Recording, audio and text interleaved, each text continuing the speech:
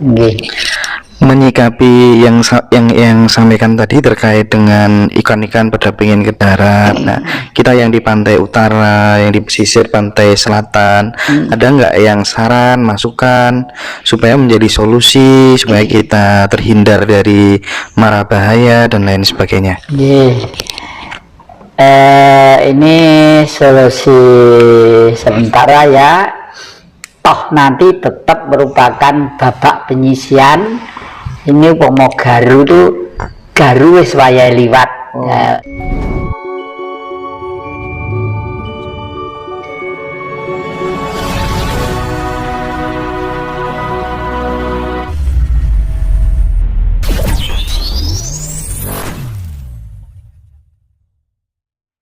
Banyak yang memperingatkan masyarakat harus lebih berhati-hati karena potensi bencana dan lain sebagainya yang tidak bisa dihindari. Itu pandangan panjenengan seperti apa yang? Jadi karena manusia hidup bermasyarakat, bergaul dan berkumpul, kita harus bersikukuh tetap menjaga negara Pancasila. Tapi Pancasila itu suatu ideologi dasar. Jadi bangunannya harus ada. Kalau bangunan harus jelas. Ini genteng, apa sirap, apa gelombang. Ini sokonya yang gurunya yang mana, harus jelas ya. Oleh karena itu kita harus menengok sejarah perkembangan bangsa ini. Bangsa ini sejak tahun 74 itu sudah tidak pernah melaksanakan Pancasila dengan baik. Karena Pancasila itu ada pendampingnya. Pancasila itu kan dipidatokan Bung Karno di depan sidang Dukur Cicung Bojosakai pada waktu tanggal 1 Juni 1945. Tapi sebelum itu penggaliannya itu sudah ada. Penggaliannya itu sejak tanggal 4 Juli 1900 tahun 27. Setelah Bung Karno bertanya pada tokoh-tokoh lama, tokoh-tokoh agama, tokoh-tokoh sepuh, tokoh-tokoh ini lalu Bung Karno pada waktu itu kuliah di ITB, berjalan-jalan di suatu desa, ketemu dengan masyarakat desa. Di sana ditanya, ada orang tuh kerja nyangkul di sawah, kerja keras, peluhnya itu dluweweran, kena terik matahari, tidak pernah susah, tidak pernah masih kerja keras terus, tapi hidupnya kok miskin. Ditanya namanya Marhen. Nah, itulah sejarahnya. Jadi Marhen itu ternyata adalah bukan ideologi, nama orang yang kerja keras, pantang menyerah, punya tanah yang subur, punya kekayaan, tapi kok miskin. Apa yang buat miskin? Sistemnya. Oleh karena itu Bung Karno tidak pernah membenci kepada manusia, itu tidak pernah. Membenci Barat pun Bung Karno sebenarnya juga tidak pernah. Membenci Cina juga tidak pernah, membenci Arab juga tidak pernah. Justru Bung Karno mengakomodir semua itu dalam suatu wawasan yang dipidatokan di PBB ya, sekitar tahun 60 itu, The Five Principles of Indonesia, Belief of God, Nationalism, Humanity, Democratic, dan Social Justice. Jadi ketuhanan yang Maha Esa, kebangsaan, kemanusiaan, kerakyatan, dan keadilan sosial. Jadi, nah ini adalah pendampingnya Pancasila. Kalau Pancasila tidak didampingi lah, Marhen orangnya, Marhenisme ajarannya, ya, Marhenis manusianya yang berjuang untuk orang-orang yang miskin tadi itu. Nah, kalau tidak didampingi itu, ya Pancasila tetap abstrak saja. Buktinya apa? Tahun 74 Pancasila itu dirubah. Yang rubah juga pinter Orde Baru itu. Pakai orang-orang gelarnya profesor semua, ya. Ada Profesor Daud Yusuf, ada Profesor Nugroho Susanto, ya, yang dari TNI itu. Dirubah, merubahnya indah. tapi masih seakan-akan tidak bertentangan dengan Pancasila. Tapi sebenarnya motivasi perubahan itu adalah menghapus Marxisme tadi itu.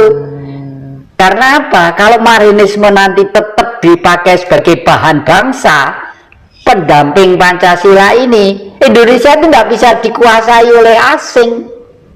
Karena kenapa? VOC di sini 500 tahun. Karena pengen rempah-rempah, ya toh, pengen pala tadi itu loh ya. Di Eropa meskipun membuat hamburger, membuat roti, membuat Kentucky dan lain sebagainya, kalau nggak ada rempah-rempahnya rasanya sepo toh. Sepo. Nah itulah makanya palapa itu adalah kekayaan yang besar di negeri ini gitu. Yang Jati sering meneteskan air mata ketika berbicara tentang beliau, Bung Karno.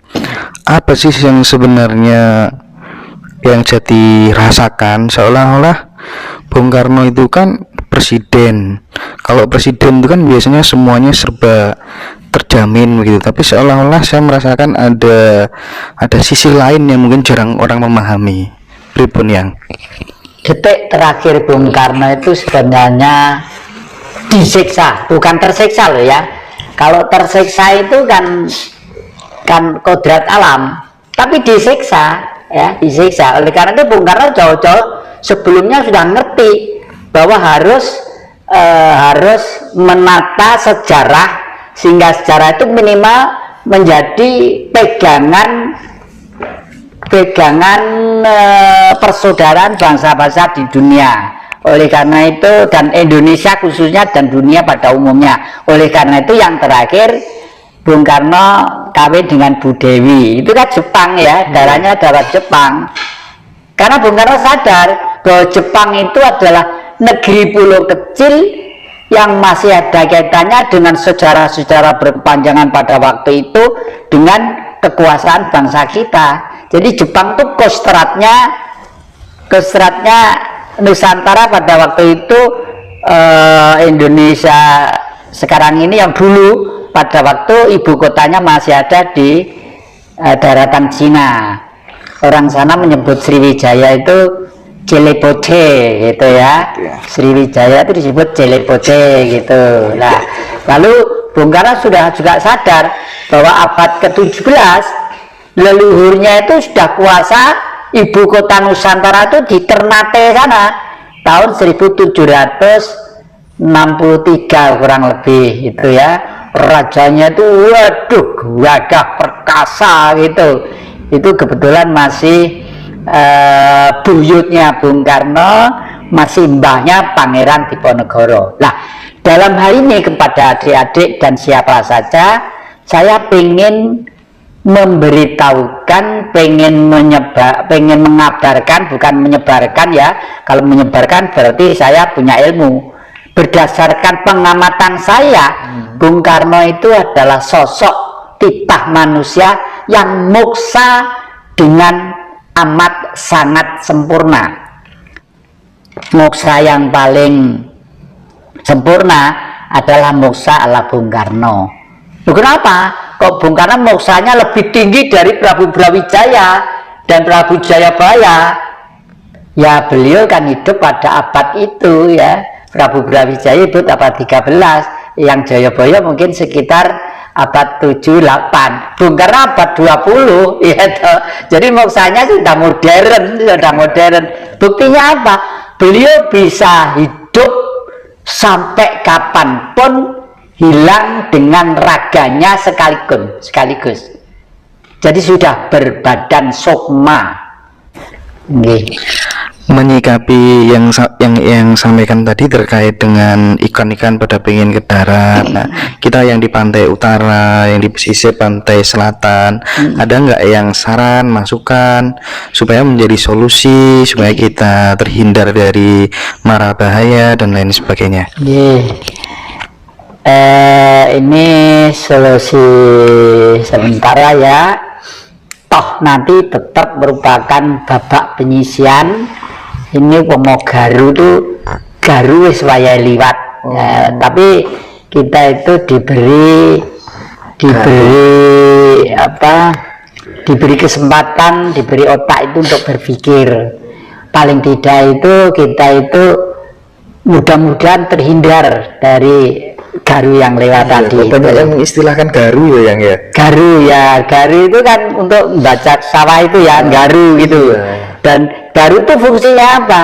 Fungsinya adalah menghilangkan predator-predator yang nanti kalau ditanami padi jangan mengganggu padi itu. Nah, padi itu adalah manusia gitu ya, adalah manusia. Jadi garune arep liwat le hati-hati gitu lah. Biasanya kita satu, kurangi makan ya, kurangi tidur. Kenapa kok ngurangi makan? Mau manusia hidup butuh makan.